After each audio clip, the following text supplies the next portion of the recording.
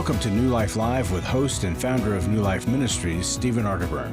For 35 years, New Life has been transforming lives one at a time thanks to the giving hearts of you, our listeners. Our goal is to provide you with wisdom from God's Word to give you hope and help in life's hardest places. If you have a question you'd like to ask today, our phone lines are open. Call 1-800-229-3000. That number again is 1-800-229-3000. Now here's Steve. Hello, everybody. It's Becky Brown, and I am joined today by Dr. Sheri Keffer and Dr. Jacqui Mack-Harris, and we are so grateful to be here to help you in so many ways. And you know, it's Friday, which I lovingly call Fri-yay, because some days, some weeks, we need a Fri-yay. But you know, I just was having a conversation with somebody earlier today about how hard it is for folks who are in recovery, and we could say how hard it is for most people to do self-care. And I think sometimes in addiction and recovery, it's because we've tried to numb ourselves in our addiction. So it makes sense. Like, why would I want to take care of myself when I'm trying to get out of myself? And recovery is all about integrating that. But you know, here it is the weekend, whether you're in recovery or not.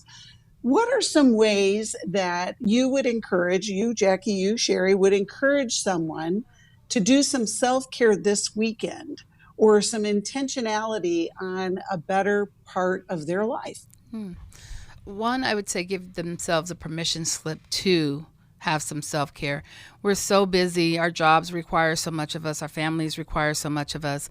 Recovery requires so much of us that we don't necessarily believe we can. We're thinking of all the things we should be doing while we're taking a bubble bath or going for a walk. And I think self-care looks different for everyone. I ask my clients to sit with what they've done throughout their life that brings them joy and sets them in a calm space, and do more of that thing. When you mention people in recovery, I think one of the hard things about that is that part of being in recovery is to get out of the habit of doing this pleasure thing, this thing that makes you feel good.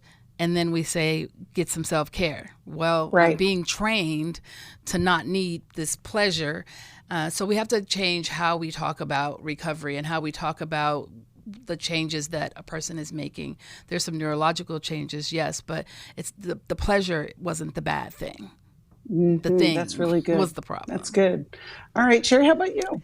Yeah, I love your idea of the permission slip, Dr. Jacqui. Having grown up in a home where there was mental illness, severe mental illness, neglect, what happened is I grew up not being aware of my need for self-care. And when I would do things or watch people do things, I would feel guilty if I tried that. I felt selfish. And what I say, and this came out of my own journey, is self-care is not being selfish. It's not being selfless, which is where I was at. It's being self-care-ish, right? Self-care-ish.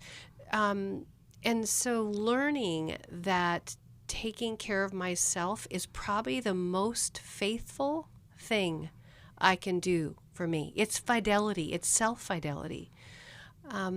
So when I get caught up, when I turn off my phone, when I just look at the laundry, clothes piled up high, and I look at it and I go, I know I grew up with that chaos, but I'm going to take some time, put everything else aside, and give myself the gift of organization in my closet instead of a mound of clothes there, It helps. It feels like something inside of me gets reorganized, and I have to not shame myself, be kind to myself, because it's an area of continued growth. But isn't that what we're all doing? We're growing, learning to see ourselves and be faithful to ourselves and do what's right. Yep. I love that. And the permission slip is also to ask somebody, want to go have fun? And maybe fold clothes together. I don't know. It could be the best thing you do this weekend. We'll be right back after this. Our marriage was just so toxic and just so many simple interactions that turned into conflict. And so we signed up to participate in the workshop. This is Steve Arterburn. Our Intimacy in Marriage workshop examines the various types of intimacy, spiritual, emotional, and physical, as well as the challenges of experiencing true intimacy. The tools that we received from the Intimacy in Marriage workshop were tremendous. It was so much that we were able to take and utilize and actually come back and apply. Don't settle for a miserable marriage or even one that's just okay. It's possible to have that great marriage you always want. The next Intimacy and Marriage workshop is July 28th to the 30th in Washington, D.C. Call us at 1-800-NEW-LIFE to find out more or go to newlife.com. 1-800-639-5433. Best decision we could have ever made. There's no price that we can put on having healthy marriages.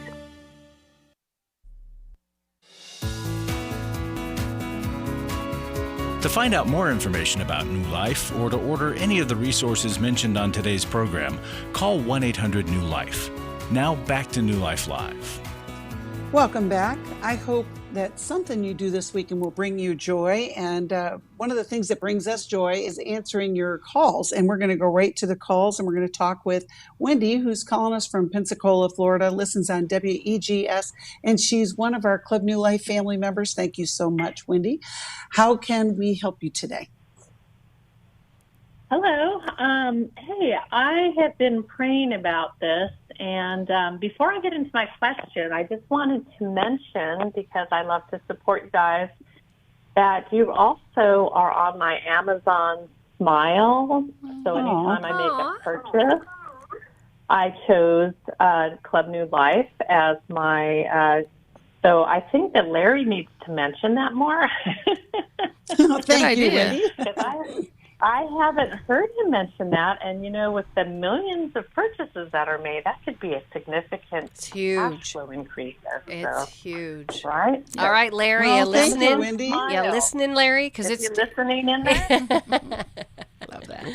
Thank you. How can we help you today, Wendy? Well, so you guys already helped me. I was on the Amazon or the Zoom meeting last week. That was really good. Nice. And I've been praying about this, and it keeps coming back to you guys, so I'm going to put it on your shoulders. We had a visit over 4th of July. We live in Florida. Family's in Minnesota on my husband's side. And Grandma celebrated 80th birthday. We had 2 nieces and nephews celebrating their birthday, so it was a happy time. But I also discovered something that I wasn't aware of.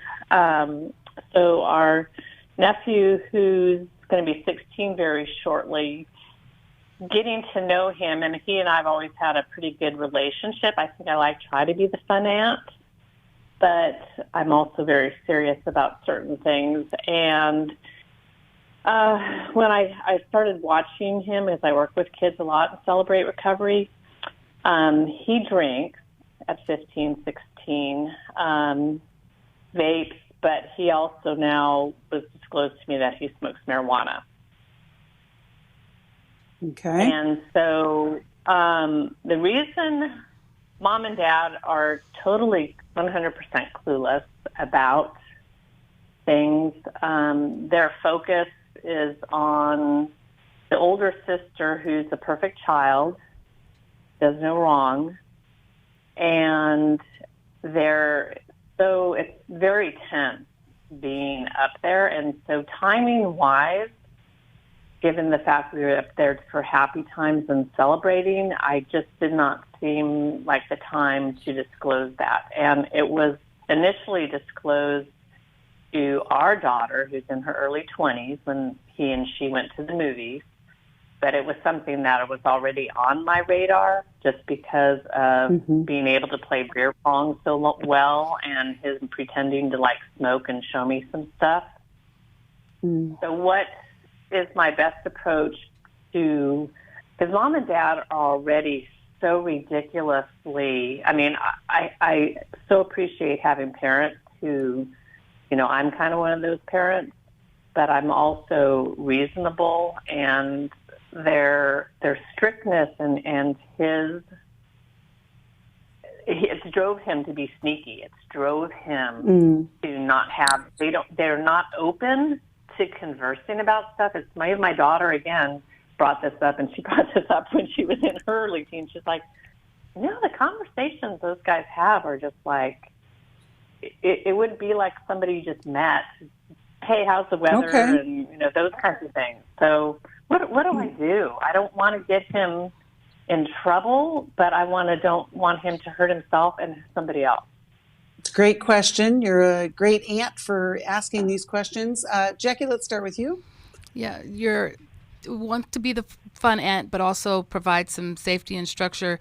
And it sounds like part of the struggle is there's a question as to whether or not his parents are safe people for him to be in this process with.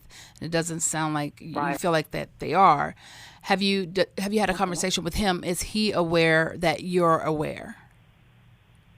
Well, I had this conversation with my daughter, and she was, and this is why I said, I've got to talk to you guys, because he said, Mom, if you say something, and I could, of course, just say, but he'll know that I told him. And then that kind of closes down his conversations with her. Right? Yep. So then he has no, person. Right, then he has no one that he can talk to, so now we don't get any information. Well, and then we even go to being more trouble and more sneaky, I just feel.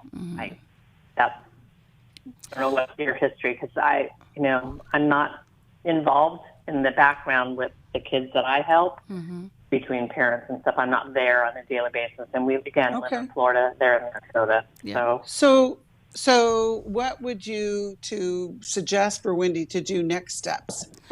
I believe a conversation, like we have to bring it out into the open. The healing's not going to happen if we don't start to address it. And maybe your daughter can have a conversation with him, letting him know that she wants to bring you in. But that someone has to know. I was in that situation as a youth pastor years ago. One young lady got pregnant and she told me, didn't tell her mom and didn't want to tell her mom. Well, sorry, we can't not tell your mom. So I gave her till midnight that day to tell her mom, and if she didn't feel like she could tell her on her own, I would be happy to come to the house and be supportive and be there with the two of them for that conversation. And that's what ended up happening. Then me and the mom got to do some processing and work through it, and there was support for both of them through the process. And so I believe that there needs to be a conversation. He needs to know, someone sees him, someone is aware that he's struggling and cares, and that there's help available to him. The caring part. Yeah, the caring part is just like seriously lacking on their side. I know parents have their good intentions, and I'm guilty of this as much as anybody, but the execution is so cold and so non-emotional relationship. So, Wendy, let's hear from Sheri now. Well, and I think you're feeling what he's feeling. The drug culture, and particularly teenagers when they are drinking together, smoking marijuana together, vaping, the struggle that they have at home, if we just look at what's happened relationally, is they feel like they don't belong. They're different. Or they're not good enough. But when they're with their friends and they're all drinking and using, guess where they instantly feel like they're good and they belong and they're wanted. And so that culture is part of what the draw is. Yes, the drug feels good, and I imagine this young boy is probably dealing with some level of anxiety. He might have general anxiety disorder. He might have anxiety because he's self-medicating with downers. Alcohol is a downer. Marijuana is a downer. These aren't stimulants. They're things that help a brain feel more relaxed. And so the tenseness that he's been living with, this is how he's trying to get a vacation from that temporarily. The sad thing is both with alcohol and with marijuana, I've been seeing more and more cases of marijuana-induced psychosis. especially in the teen years. Yeah, I'm not wanting to scare you. What does that mean? So what does it that is, mean? is, even though it's legalized now, used to not be, but now it is. I think in another years, who knows how many, they're going to pull back because there'll be too many car accidents. There's going to be too many hospitalizations, too many inpatient treatments, too many. Because the marijuana shuts down temporal lobes in the brain. It's a part of the brain that is responsible for emotional mood and also for being in reality. And so there might be slights or mild paranoia. The more they use it over the years, months, it shuts down their prefrontal cortex, which is the boss of their brain, and that part of their brain. And so I have parents, just had one recently call me, and I said, is your child using marijuana? Oh, no, our kid would never use marijuana. And I said, well, if you think there are signs that they're going into schizophrenia and they're in their teens, sometimes they'll think that they are schizophrenic, but it's marijuana-induced psychosis. The drug is what's making them go into an altered reality. Right. So, well, Sheri, to that point is Wendy, if you know this about him, and God forbid something like this happens, and I don't know if it's your sister or your brother's child, how is that going to feel for you on the other side of this? That's exactly why I said I cannot sit by. And I mean, we just got home on the 5th, and unfortunately I've kind of had some stuff going on, but I said, I cannot sit by and have something happen. And you guys so hit the nail on the head with how you described his not feeling like he fits in, not at his home, and I can see where his escape is. Mm-hmm. And so thank you so much. That has been, can I rehear this to write notes? Yes. That's why we record these. Yes. We're so glad you called. Wendy, will be New Life? You can, yes. And also on our YouTube channel, there's lots, and a podcast, there's lots of different ways to listen to the program. And so it'll be there. And you can even Google marijuana-induced psychosis. You can Google that. It's a thing. There's stuff out there now on it. Yeah, you can check at the newlife.com, and we have all of our shows there as well. But we're so glad you called, Wendy. We'll be praying for the situation. It's tough. It is tough.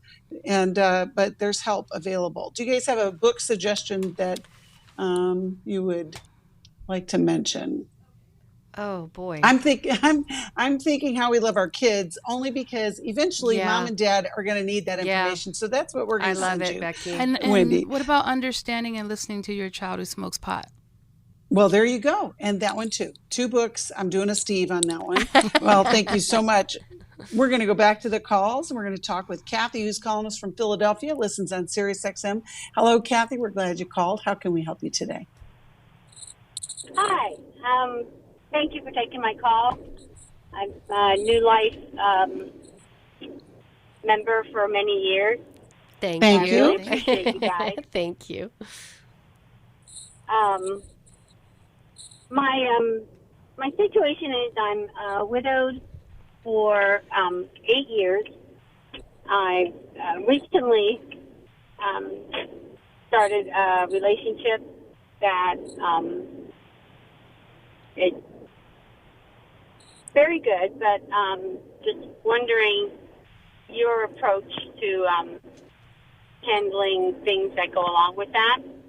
At my age, 63, and basically the family dynamics and just approaching something at my age after so many years. I was married for 30 years. It's a great question, Kathy. Sheri, let's start with you. I just say walk. Don't run. Walk. Take your time. Take your time. It's probably been a while since you felt your heart flutter and all those like, woo, what is this? It's been packaged up for a while. 63. I mean, my goodness, girl, I'm in my 60s. You got a lot of life yet. But let me ask you a question. Is he local or is he long distance? Yes. He's local. Local. Okay. And just so I know, we're going to go to a break here real quick. What are your reservations? Like, make us your girlfriends right now. Can you there's Becky, Jacqui, and me. We want to be your girlfriends. What is the reservation that you're having? I can hear it in your voice, but we want to have something to chew on with you. What is that? Well, I think I'm a different person than I was, when I got married in my 20s.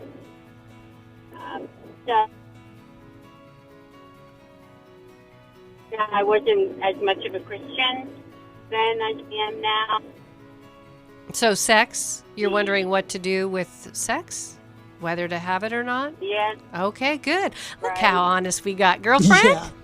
I love that. All right, Kathy, hold on. For most of my life, I've been dealing with an opiate addiction. Why is opioid addiction quickly becoming one of our nation's biggest killers? Maybe it's because it isn't only those who are addicted who are in denial. We did what I see so many parents do, is it can't be an addiction. There's something medically wrong. It's impossible to solve a problem when you don't know what you're up against, and families will try to find any explanation except the one that will put them on the right path. Alcoholism and drug addiction is a family disease. It doesn't affect just the individual. If someone you love is abusing painkillers, know what you're up against. It's time to admit it's addiction and seek treatment. Call us today at 1-800-NEW-LIFE. We have Christ-centered partner treatment centers around the country. Call 1-800-639-5433 or visit us online at newlife.com. We just made a decision. We will do whatever it takes. 1-800-NEW-LIFE.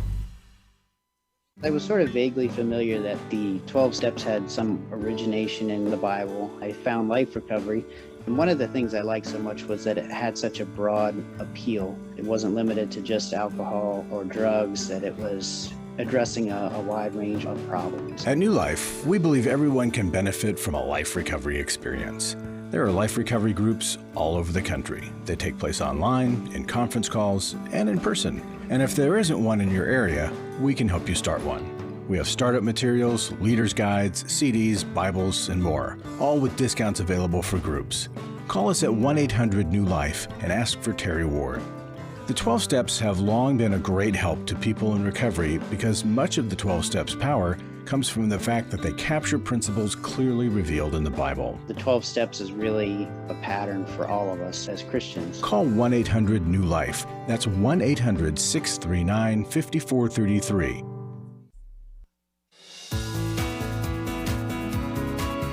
We'd love to hear from you. If you have a question or a comment, call toll-free 1-800-229-3000. Now back to New Life Live. Welcome back. We are talking with Kathy, who has re-entered the dating scene as a more mature woman.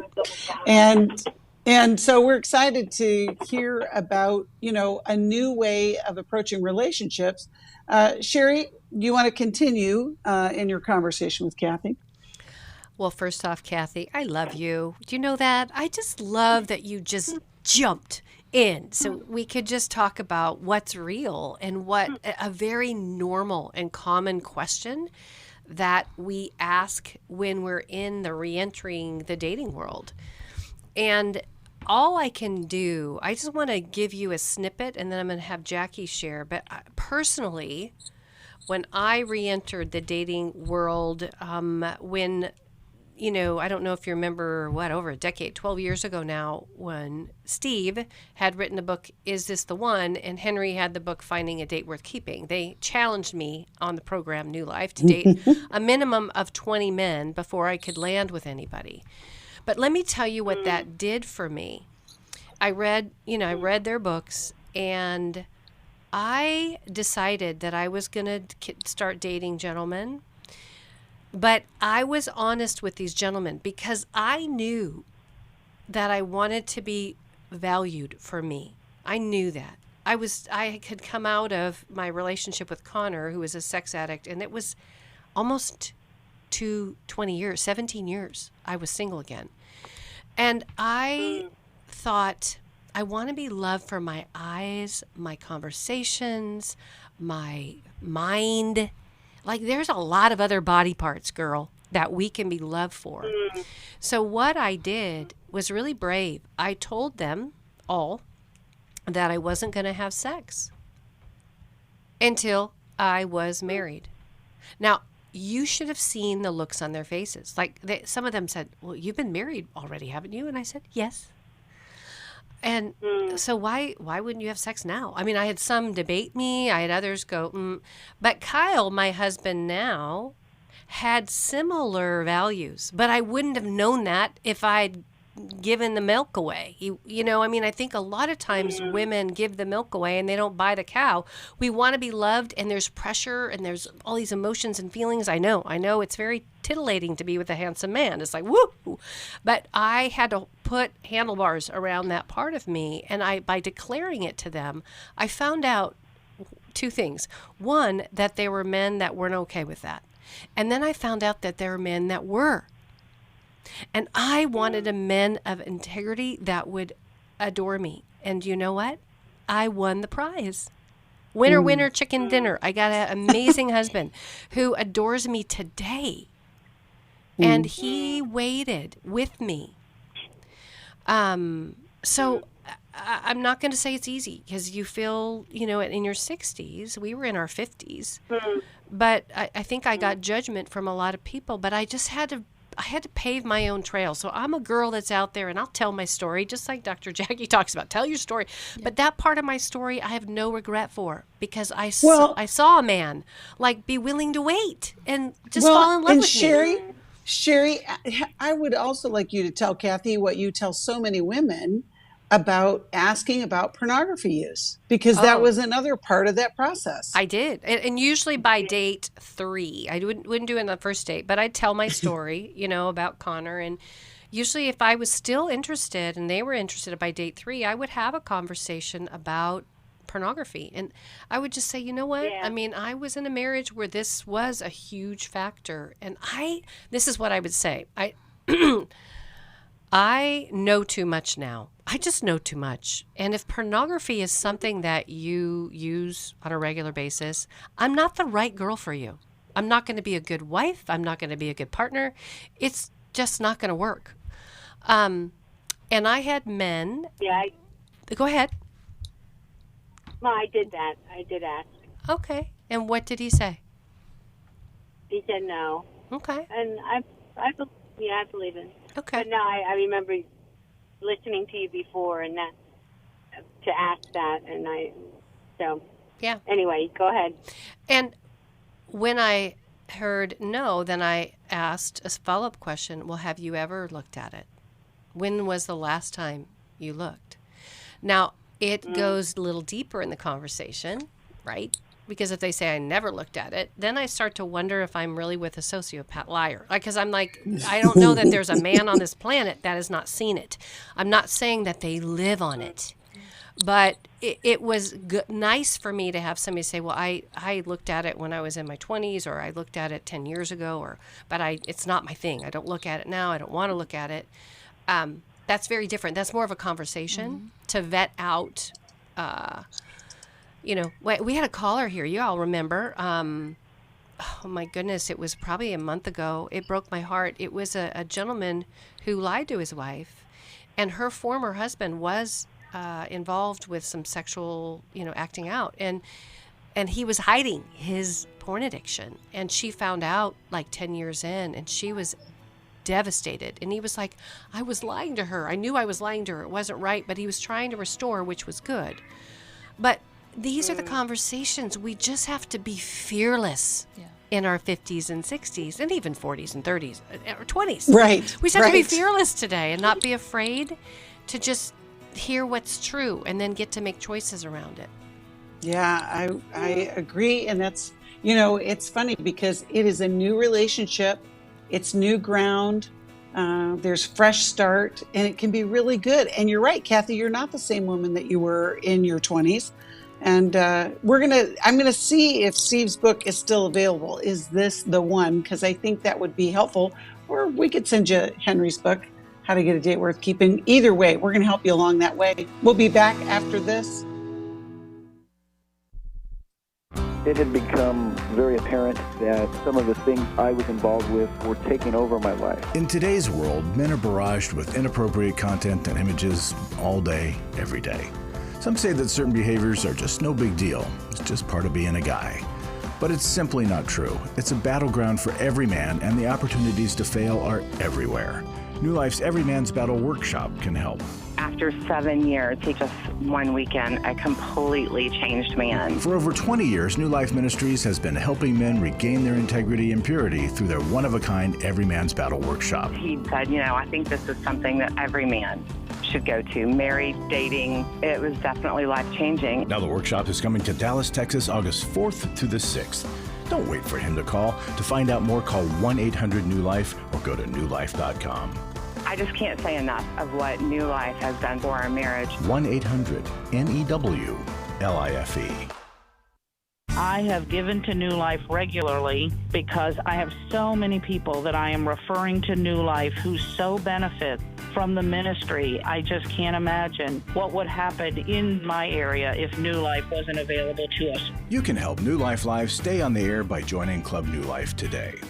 When you sign up to support us monthly through Club New Life, we'll send you the new member thank you gift of all 8 100-day devotionals, including 100 Days of Prayer, 100 Days of Freedom from Depression, and 100 Days of Peace. There are also ongoing benefits like the monthly Club New Life CD or download, access to the Club New Life video library, quarterly resources, free shipping on purchased resources, discounts on workshops, and quarterly online meetings with Steve. Call 1-800-NEW-LIFE. Support Club New Life, and together we can help hurting people find help and hope in life's hardest places. Call 1-800-639-5433 to join Club New Life today.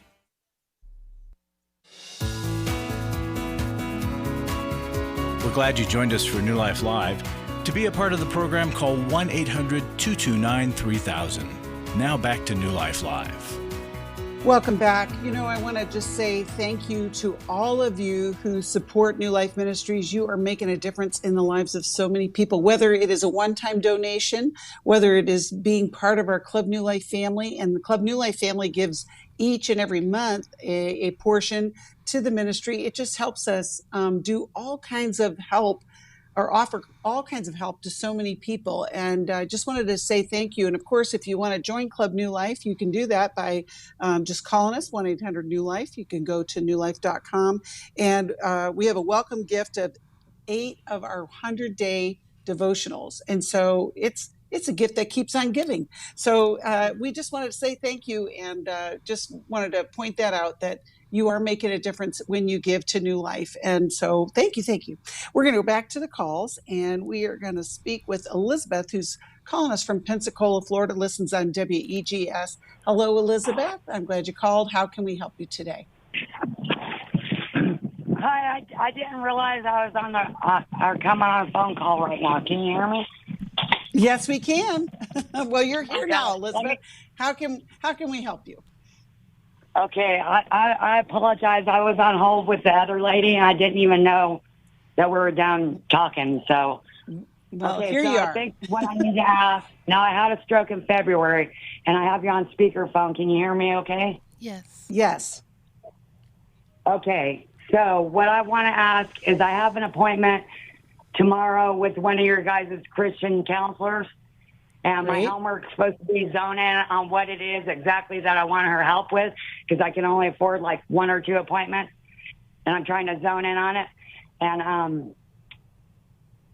I'm trying to zone in on it exactly, very, very targeted, because my money and my time and all that it's a huge sacrifice, and I'm trying to zone in on exactly what I need her help with.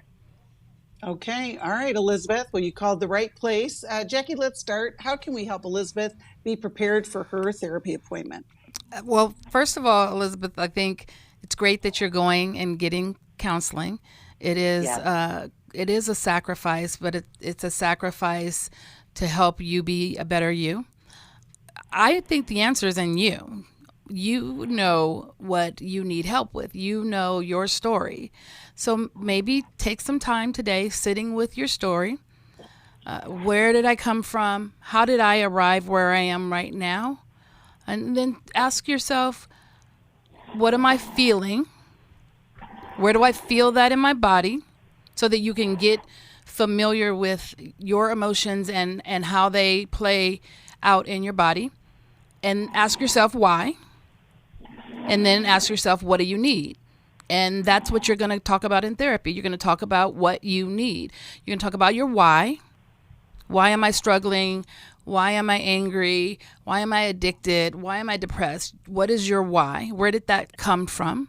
And what do I need? I need to build some relationships, to repair a relationship, to get a new job, to find a new place to live, whatever it is. But ultimately, you're going to talk about your why and your what. Sheri? Yeah.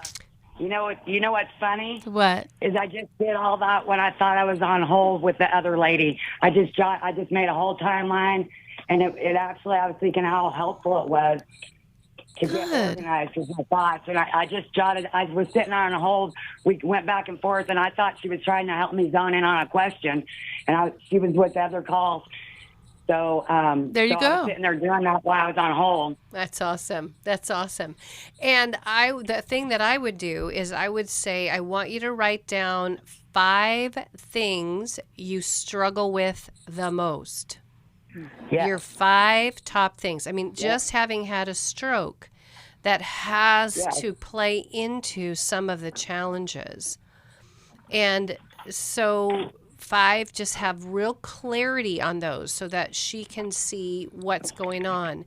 Now, do not leave your appointment without asking her about free services.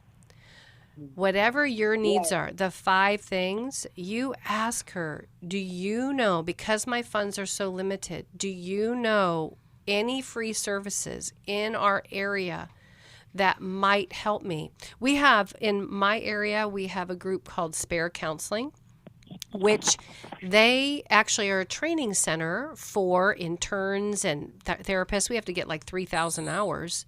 And so they are able to have a sliding scale. Like they can go down to $25 or $30 a session.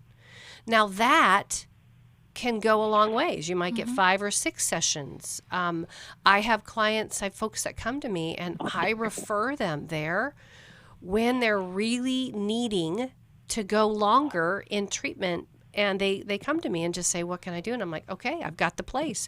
But we know who that is in our area. Yeah. So ask her that. 12-step groups. What 12-step group would be the best for you, since that's free? And she might have some space for pro bono where she would do some free work with someone, or her own sliding scale. Yep. So let her know that finances are a problem and ask her if or she might offer scholarships. So ask the questions, because 2 sessions is better than no sessions, but it's going to be hard to get a lot of work done in 2 sessions.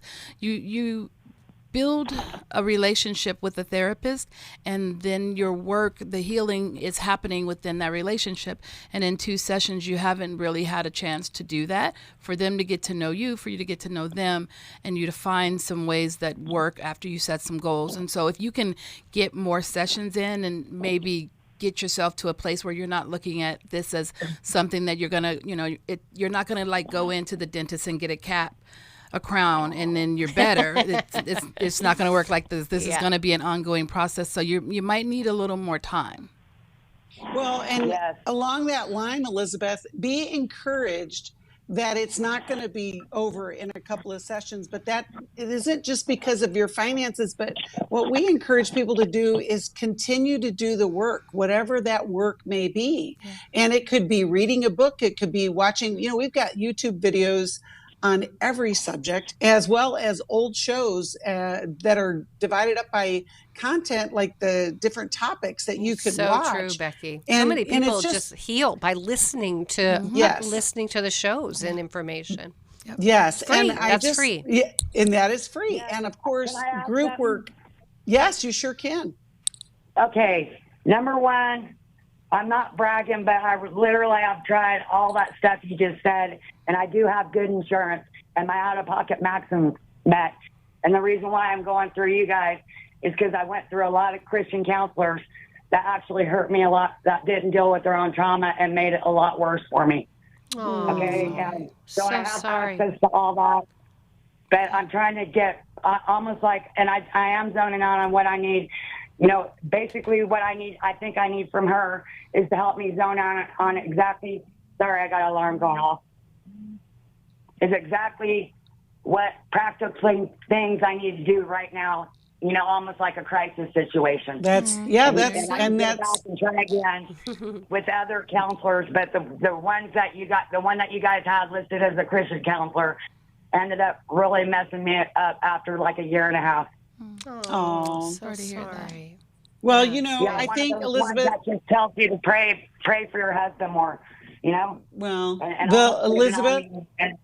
Yes. Elizabeth, there are different types of help that are available in different types of ways. And sometimes when we are in crisis, that is what we have to deal with, what is on fire right now. Mm-hmm. And then it is the continued work over our lifetime of reading and watching and doing all the things. And we're going to be praying for for this appointment.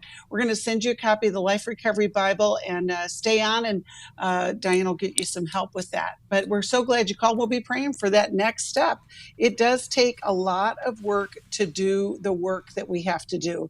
And it's not because you know, all of us are in a process, right? Or maybe we're not in a process. We're in a journey, and we just have to keep learning. And we also need to seek the Lord in these processes, right? And to hear what he has to offer us. Well, we're going to continue on with the calls. We're glad that you called, Elizabeth. We're going to go on to Sandra, who's calling us from Birmingham, Alabama, listens on the podcast. Hi, Sandra. Thanks for waiting. How can we help you today? Thank you for taking my call. Yeah, it's a simple question, but it's very complex to me at the same time. I don't really understand what it means to be able to support and to be able to still hold on to your core values, and not do the things that don't align with your values. So it may be seen as not being supportive, but we feel like there are times when we just have to draw the line.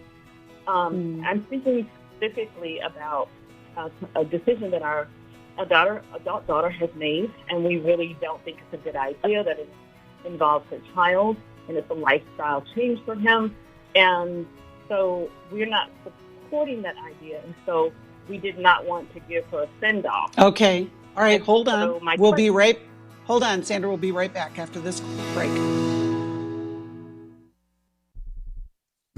We all face days where life throws us a curveball and our routines or plans get disrupted. Things we wanted to do are forced to take a backseat to the unexpected demands of the day. If you normally listen to New Life Live on a radio station, well, you might not be able to that day. And on these hectic days when you're feeling stressed or frazzled, hearing the sound of counsel given on New Life Live is just what you need to navigate the unexpected things of life. Every time I'm troubled or I have a problem, I'll cut on New Life, and there's always something that is said that is helpful to me. By listening, I have learned more than I can ever express about how God wants me to live. Download the New Life app for the easiest way to listen wherever you are and at a time that's convenient for you, or watch the show on our YouTube channel. You can even subscribe to our podcast from your favorite podcast provider. You never have to miss a day of New Life. Wherever you are, we are. Hi, this is Steve Arterburn, and for over 34 years, New Life has been the most trusted name in Christian counseling. I'm an addict, and I'm trying to get God in my life again. Our Christ-centered treatment programs can help you break free to embrace all that God has for your life and your family. I just want to thank you guys for bringing me to a relationship with Jesus. There really is help for marital problems, depression, addictions, panic attacks, and feelings of hopelessness. I came back with so many tools to help me prepare myself to fight this struggle and this battle that I have every day. You can start living again today, living the life God intended for you. Help is available. at 1-800-NEW-LIFE. They did care, and they did follow up very lovingly, and it made all the difference in my life. Call us at 1-800-NEW-LIFE. Someone who cares is waiting at the other end of the phone. God can open the door to a better tomorrow. Call 1-800-639-5433.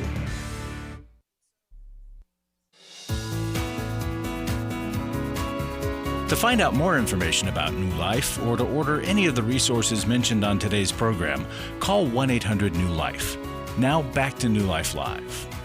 Welcome back. We are so glad you're with us. We are talking with Sandra. And before the break, Sandra, what we understood is that you have an adult daughter who's making some decisions that you're not quite comfortable with. Is that pretty accurate? That's very accurate, correct. Sandra, you said she's moving far away. Why is she moving?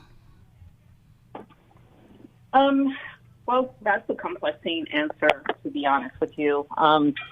She did some DNA research and found out that there was a lineage in this other country, and for the last 2 years she's been talking about relocating to that country. Fast forward to 2 months ago, she went there, liked it, although my husband doesn't think she's really playing, and she's always made decisions on a whim like that. Mm-hmm. But this one is big because it does include a grandchild. And does she have a job lined up over there? No. Okay. So how old is your daughter?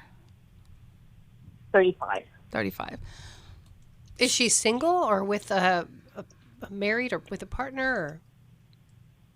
She's single. Single. Mm-hmm. Does she have a career? Is she a professional? Is she struggling for work? She had a career, and basically she said she was burned out after 12 years working for the company, and then she started her own company, and then that didn't fare out well. And the last couple of years, she honestly just seeming like outside of the pandemic just doesn't want to work. So she does these little odd jobs like Uber Eats and et cetera, et cetera. But does she currently live with you all or on her own? She lives on her own. Uh-huh. Okay. What's the hardest part for you about her moving away?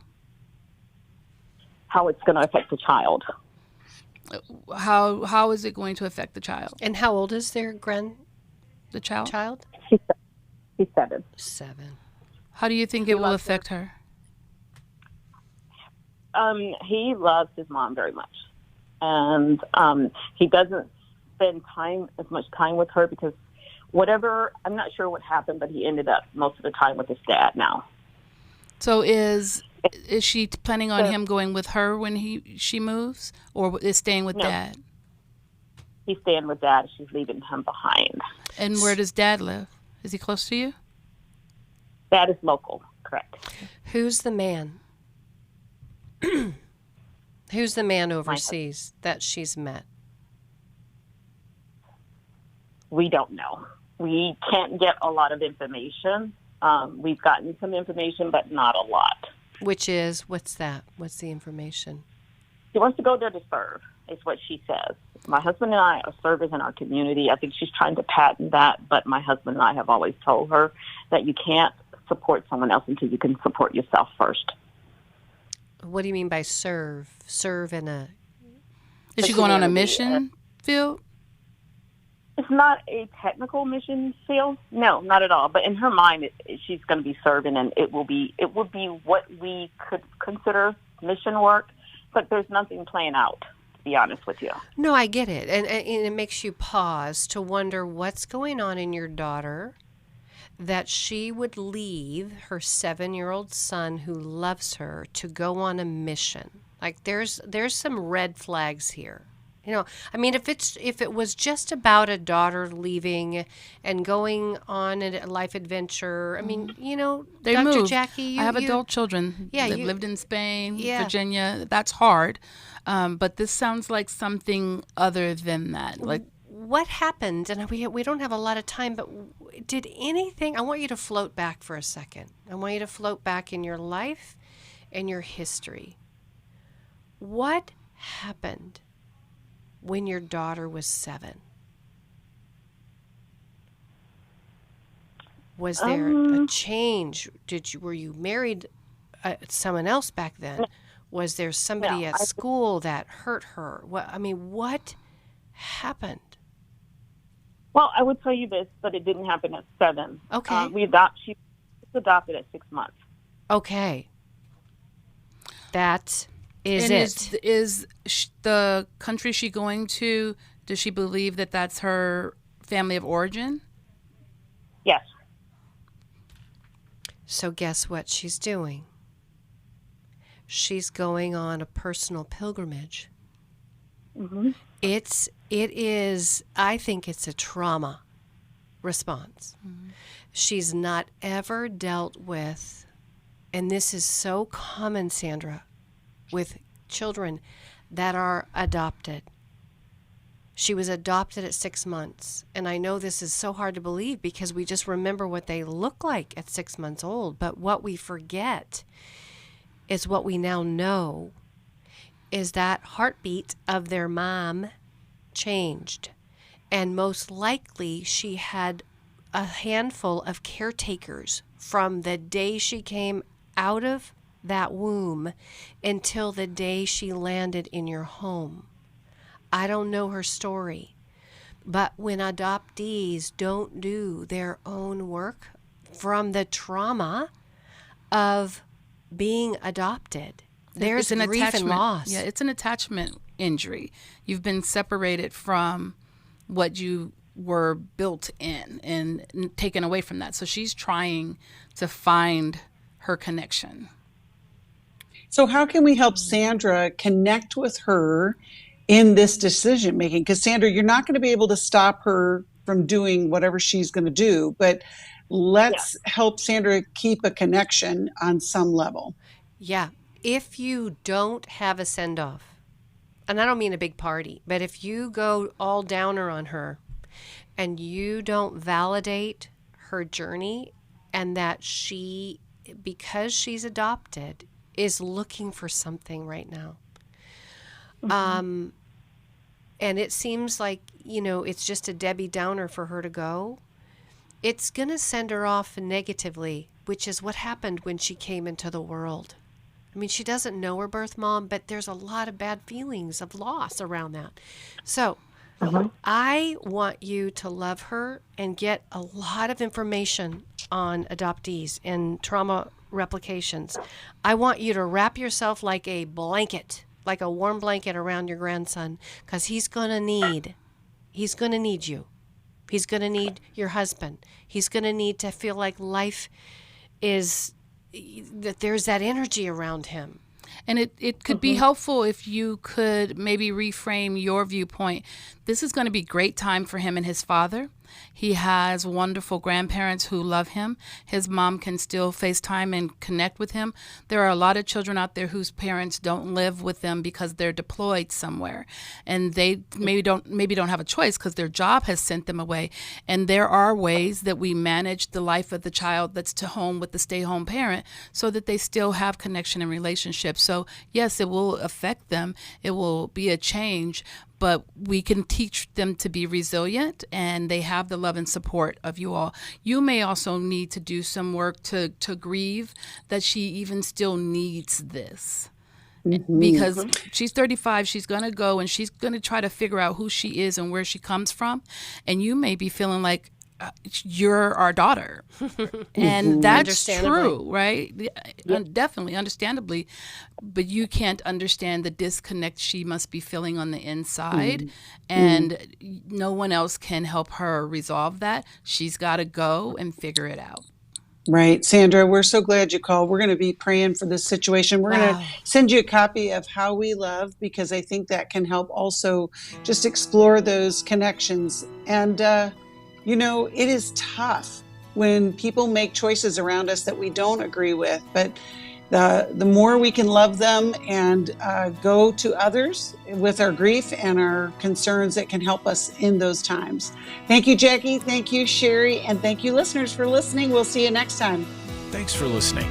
We hope this program has helped you by giving you insights for handling the challenges you face in your life. We want you to know that we're here for you, but you also need to know that New Life Live is a listener-supported ministry. To To make your donation or to get any of the resources mentioned on today's program, call 1-800-NEW-LIFE. That's 1-800-639-5433, or write to us at New Life Ministries, P.O. Box 1029, Lake Forest, California, 92609. Please join us again on Monday for New Life Live.